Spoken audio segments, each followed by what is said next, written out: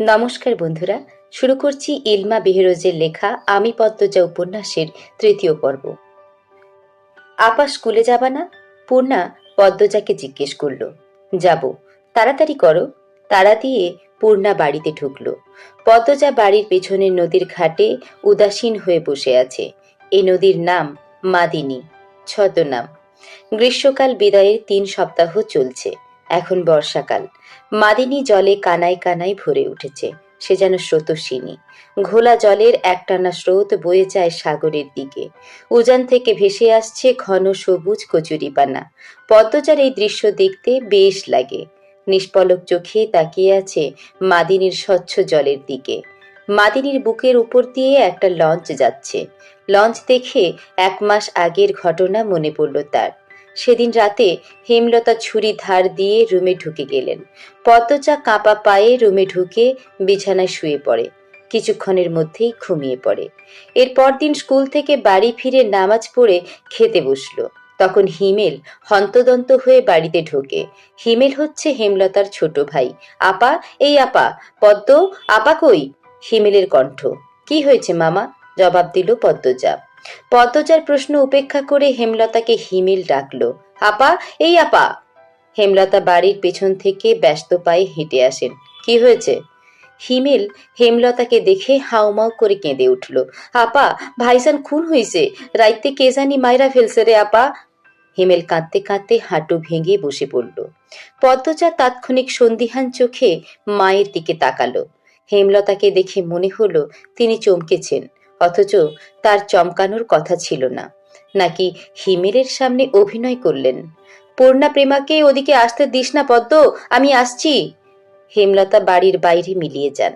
হিমেল পাশে খুঁড়িয়ে খুঁড়িয়ে হাঁটছে। ছেলেটা বোকাশোকা, জন্মগত প্রতিবন্ধী। ২২ বছরের হিমেল এখনো শিশুদের মতো আচরণ করে। কথায় কথায় খুব কাঁদে। সেখানে তার ভাই খুন হয়েছে।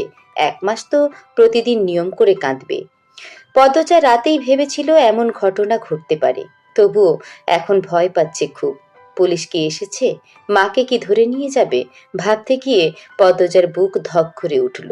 গ্রামের কাছেই শহর থানা। পুলিশ নিশ্চয়ই চলে এসেছে। পদ্ম ধপ করে মাটিতে বসে পড়ল। সে ঘামছে খুব।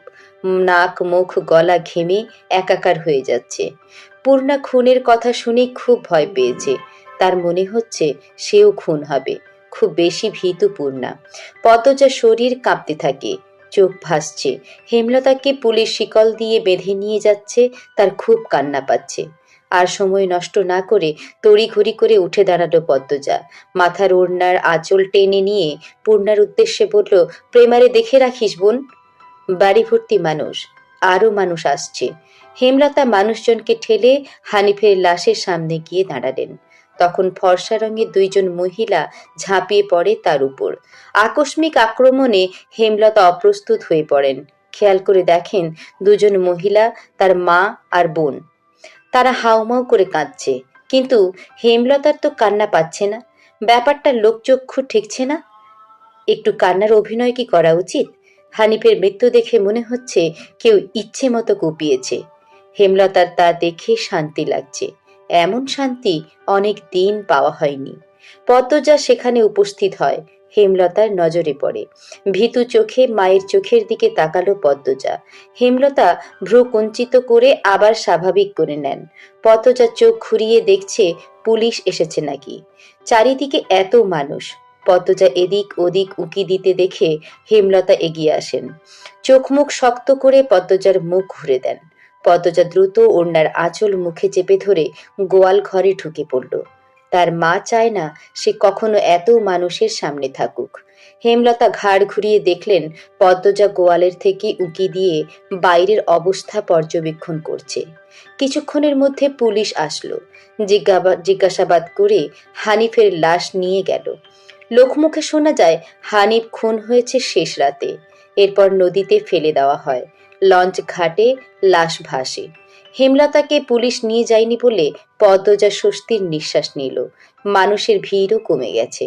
হেমলতার মা কাঁদতে কাঁদতে ক্লান্ত হয়ে উঠোনের এক কোণে বসে আছেন। পদ্মজা গুটি পায়ে গোয়াল ঘর থেকে বেরিয়ে আসলো।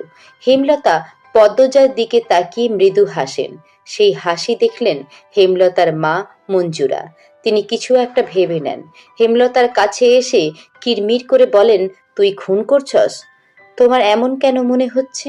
হেমলতার কণ্ঠ স্বাভাবিক, অথচ পদ্মজা এই প্রশ্ন শুনে ভয় পেয়েছে খুব। যদি নানু পুলিশকে বলে দেয়? পুলিশ তো তার মাকে নিয়ে যাবে। কাল রাইতে তুই আইছিলি হানিফের ঘরে, আমি দেখি নাই? রাগে কাঁপছেন মঞ্জুরা। আসছি। হেমলতার নির্বিকার স্বীকারোক্তি।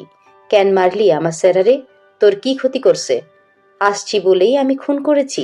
এত রাইতে তুই তার কাছে আর কি দরকারে আইবি? আমি তাকে মারতেই যাব কেন? মঞ্জুরা আহত দৃষ্টিতে তাকিয়ে আছেন হেমলতার দিকে। হেমলতার চোখ মুখ শক্ত। নিস্তব্ধতা কাটিয়ে মঞ্জুরা চেঁচিয়ে উঠলেন, পুলিশের কাছে যামু আমি। পদ্মজা কেঁটে উঠল।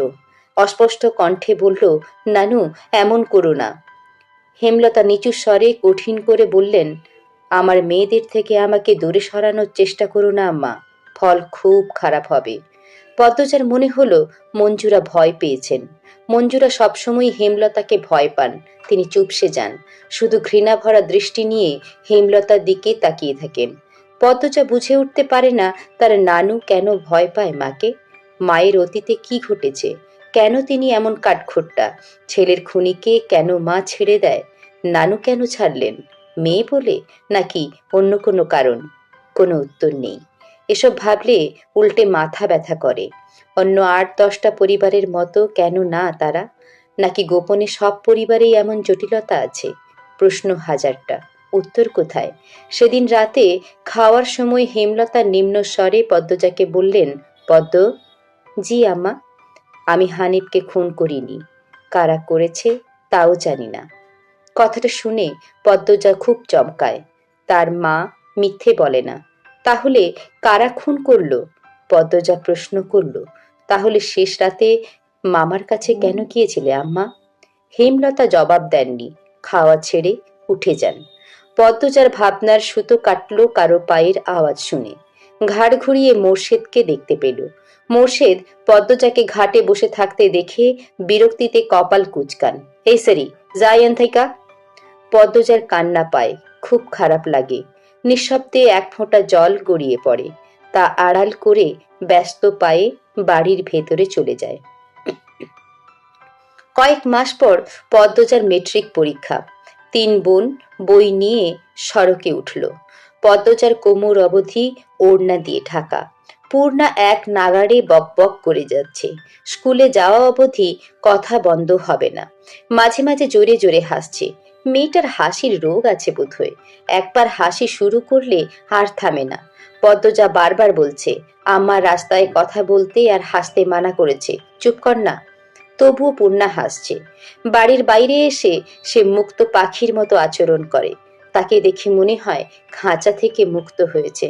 পদ্ম, ওই পদ্ম, খাড়া। পদ্মজা ক্ষেতের দিকে তাকালো। লাবণ্য ক্ষেতের আইল ভেঙে দৌড়ে আসছে। লাবণ্য আর পদ্মজা এক শ্রেণীতে পড়ে। লাবণ্যর কাছে এসে হাঁপাতে থাকলো। শান্ত হওয়ার পর ৪ জন মিলে স্কুলের উদ্দেশ্যে হাঁটা শুরু করলো। বাংলা পড়া শিখে এসেছি আজ। পদ্মর প্রশ্ন অগ্রাহ্য করে লাবণ্য।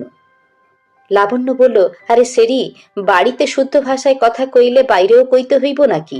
আমি আঞ্চলিক ভাষা পারি না। লাবণ্য অসন্তোষ প্রকাশ করল। সে অলন্দপুরের মাতব্বর বাড়ির মেয়ে। তাদের বাড়ির সবাই শিক্ষিত, তবুও তারা আঞ্চলিক ভাষায় কথা বলে, পরিবারে ২-৩ জন সদস্য ছাড়া। আর পদ্মজার ১৪ গোষ্ঠী মূর্খ, ২-৩ জন ছাড়া। তবুও এমন ভাব করে আঞ্চলিক ভাষা নাকি পারে না। সত্যি আমি পারি না। ছোট থেকে আম্মা শুদ্ধ ভাষা শিখিয়েছেন। উনিও বলেন, তাই শুদ্ধ ভাষায় কথা বলতেই আরাম পাই। পূর্ণা তো পারে, আমার চেষ্টা করতে ইচ্ছে হয় না। আচ্ছা বাদ দে, শুন, কাইল আমার বাড়িতে নায়ক নায়িকার আইব। পূর্ণা বিগলিত হয়ে প্রশ্ন করল, কেন আসবো? কোন নায়ক? শুটিং করতে? ছবির শুটিং?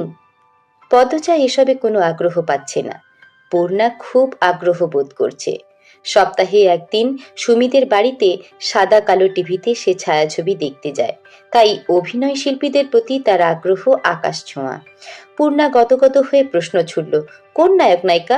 বল না লাবণ্য আপা। দাঁড়া, মনে করি। পূর্ণা কৌতূহল নিয়ে তাকিয়ে আছে। লাবণ্য চোখ বুজে মনে করার চেষ্টা করলো। এরপর মনে হতেই বলল, লিখন সাহ আর চিত্রা দেবী।